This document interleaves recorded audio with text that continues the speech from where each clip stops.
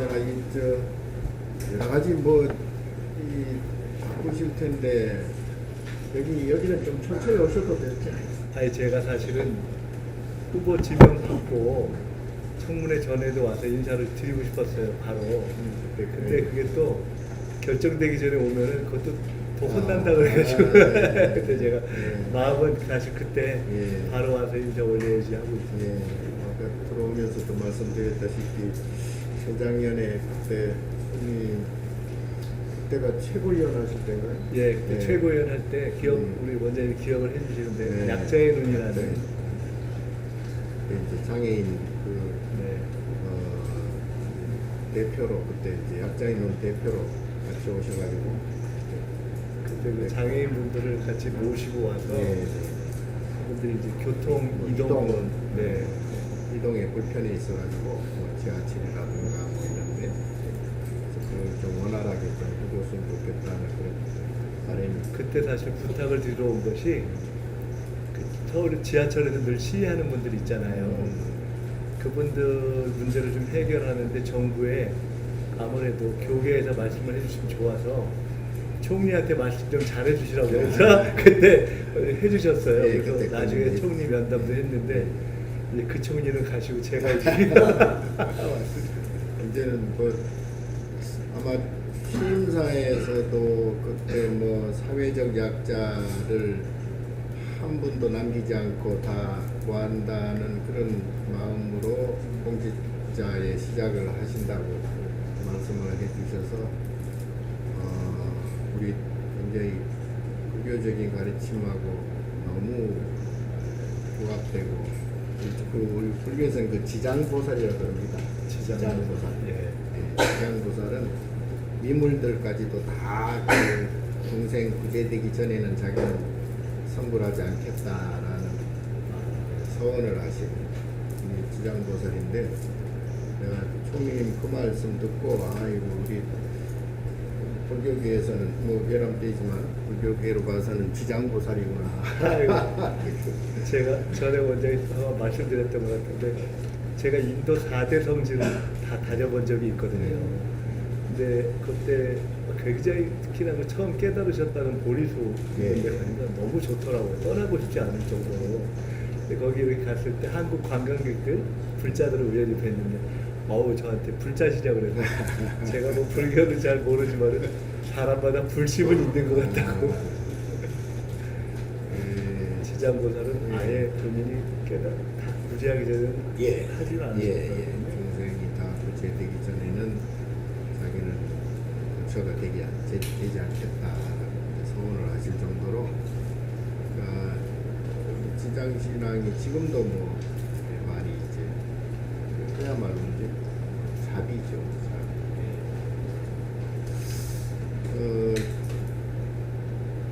어쨌든 참 지난 날을 생각하면 할 말이 굉장히 많을 것도 같습니다만 그래서 어제도 제가 대통령님께도 얘기를 했지만 지난 한 7개월 동안 국난을 겪으면서 그래도 이제 국민적인 그런 집단 지성 그리고 지금 생각하면 더더욱 우리 국민들이 참 위대하구나. 그래서 그 모든 어려움을 그래도 잘 이렇게 국민들께서 이렇게 안무를 잘 해주시는 것 같아서 물론 대통령님을 비롯해서 총리님도 되게 큰 몫을 하셨고 역시나 그 몫을 하는 데에는 국민들께서 또 받침이 되어 주셨기 때문에 그런 것 같아서 어떻게 보면 굉장히 우리 부분도 있고 빨리 이렇게 상처가 아무는 아직도 지난한 그 기간이 남았지만 앞으로는 이제 좀 더 국민들의 마음 또 그동안에 또 반대쪽이나 또는 다른 쪽에 있었던 그 국민들까지도 잘 이렇게 이해를 시키고 그러면 앞으로 우리나라가 정말 세계 최고의 국가가 되지 않을까 생각합니다. 국민님께서 그야말로 예각을 잘 이렇게 다스리면 될 것 같습니다. 제가 오늘 의도하고 그런 건 아닌데 지난번에 처음엔 파란 넥타이 그 양을 냈다가 그 다음에 빨간 넥타이를 냈다가 그러고 나니까 이제는 아무 넥타이나 내도 별로 색깔 때문에 신경을 안 쓰이는 것 같더라고요. 그 오늘 왔는데 제가 오다 보니까 이게 약간 녹색 넥타이예요. 그래서 오늘 딱 이렇게 다 화합을 상징하는 그렇게 제가 인사드리러 올 때 이제는 어떤 색을 해도 그 색 때문에 별로 신경 쓰지는 않아도 되는 상황이 아닌가 이런 생각이 들었고 제가 외람된 말씀인데 저는 결국 종교 특히 이제 불교를 포함한 우리 사회의 어떤 지도적인 종교가 종교로서의 의미도 있고 그 지도적인 의미도 있고 또 민간으로서의 의미도 있지 않습니까? 그래서 민간과 정부 또는 종교와 정부의 협조가 굉장히 필요한데 두 가지만 제가 좀 말씀드리고 싶은 온 김에 제가 부탁 좀 드리고 싶은 것은 하나는 제가 요새 많이 생각하는 게 우리 불교는 제일 특색이 전 세계에서 유일하게 호국 불교 맞습니까? 그래서 명산 대천에 다 절이 있고 호국 불교 민족 그래서 요새 우리가 한류 문화가 뜨는데 다녀보니까 결국 문화 콘텐츠의 핵심에 곳곳에 이 불교의 역사와 문화와 숨결이 있고 그리고 곰곰이 보면 무슨 이수진 장군 영화에도 보면 다 승군이 나오고 그게 다 있잖아요. 아 이게 서산대사, 사면대사. 앞으로 이게 콘텐츠의 보고다 이런 생각이 들더라고요. 그래서 그런 부분을 우리가 문화 차원에서도 잘해서 콘텐츠를 만들어가고 호국 불교의 가치도 살리고 하는 거는 저희가 불교계가 그걸 하는 데 있어서도 국가 차원에서도 상당히 더 관심을 갖고 함께 해야 되겠구나 생각이 들었습니다. 그게 꼭 불교의 일만이 아니라 우리의 문화를 있는 그대로 복원하고 하는 데 있어서도 경우에 따라서는 세계적인 어떤 작품이 나올 수 있는 데도 있지 않을까 생각이 하나 들었고요. 또 하나 제가 다시 오늘 좀 오면서 제가 뵌 김에 부탁드려야지 했는데 제가 손이 되고 밥을 한번 근사하게 얻어먹은 데가 어디냐면 진관사 가서 저 사찰 음식을 잘 먹었어요. 근데 그때 제가 무슨 부탁을 드렸냐면 제가 지난번에도 왔을 때 제가 장애인들 관심이 좀 있잖아요.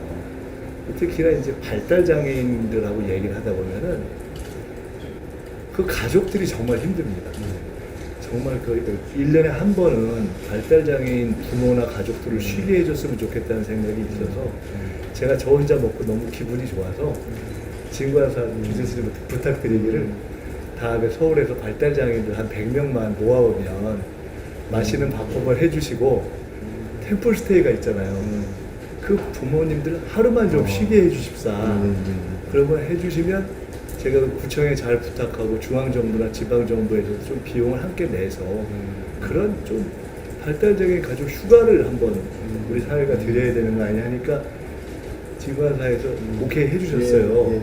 그래서 그때 든 생각은 그걸 시작으로 해서 전국에 좋은 사찰, 템플스테이가 있는 곳에서 조금씩 해서 그 지역의 사찰, 대표적인 그 지역의 시장이나 군수가 함께하고 그러면 그게 좋으면 정부가 어차피 지원하는 것을 나눠서 할 수 있잖아요. 그러면 1년에 한두 번 정도는 저거 우리 사회의 발달장애인들 다 한 번 쉬고 부모들도 따로 쉴 수 있게 하는 그런 휴가를 만들면 좋지 않겠냐요. 한번 제가 필요하다면은 정부, 지자체, 각 사찰들이 협약 같은 걸 해도 좋겠다. 그런 것도 시작해서 하나하나 하면 좋겠다는 생각이 들어서 제가 최고 세신 원장님한테 부탁을 드리려고.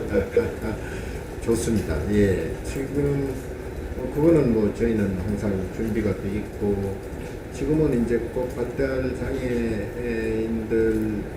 장애인들뿐만이 아니라 이제 뭐 어떤 모든 분야에 전체 장애인들 저희가 템플스테이에서 지금 현재도 1년에 한 8,000명 이렇게 템플스테이 프로그램으로 해서 그분들을 모시고 하고 있습니다. 예.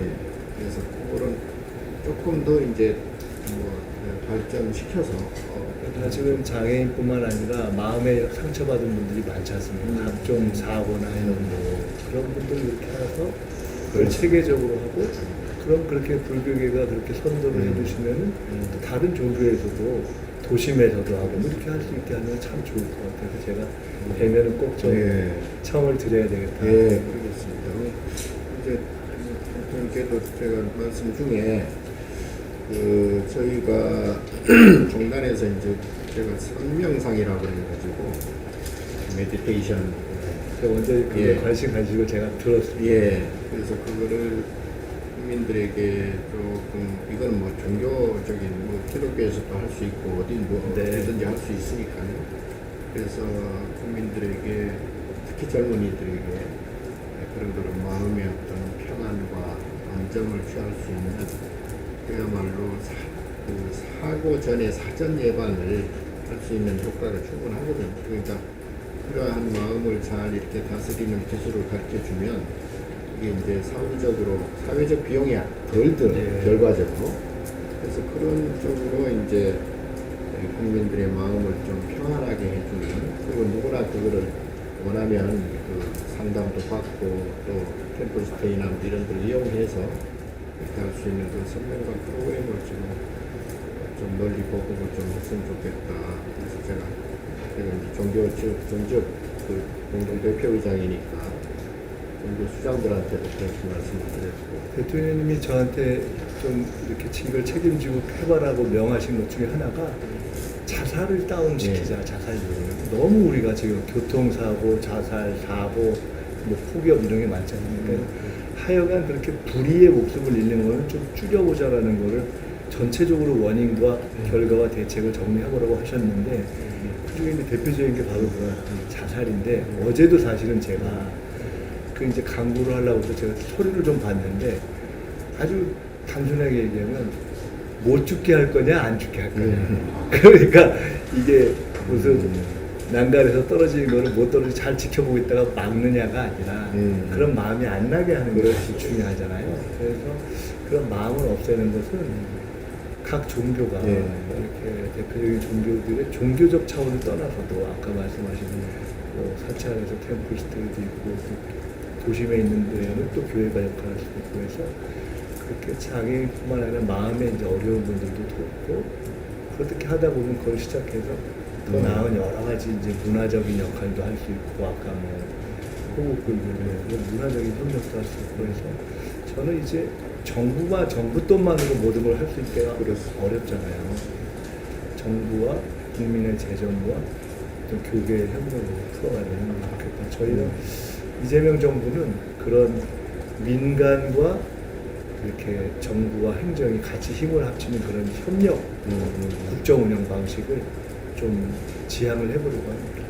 좋습니다.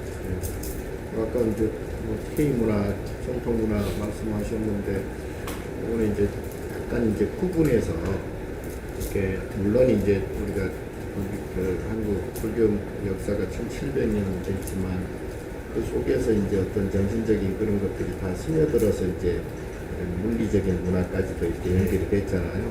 근데 그것이 이제 지금 종교적인 그러한 형평성 문제 때문에 오히려 전통 문화적인 것이 이제 규제받고 견제받는 역차별적인 현상이 벌어져요. 그러니까 그걸 꼭 불교다, 그러니까 총리님 말씀하신 대로 불교다, 뭐 이런 종교다, 뭐 이런 차원이 아니라 그야말로 우리나라 민족 문화 역사 속에 스며들어온 전체 불교 전체 우리나라 문화유산 중에 보물국보가 거의 한 60% 차지합니다. 불교 문화재가. 근데 그거를 꼭 불교다 아니다 뭐 이런 식으로 어떻게 따져서는 안 되거든요. 차별 역차별을 떠나서 있는 그대로 보고 예. 하는 것이 중요한 것 같습니다. 그렇습니다.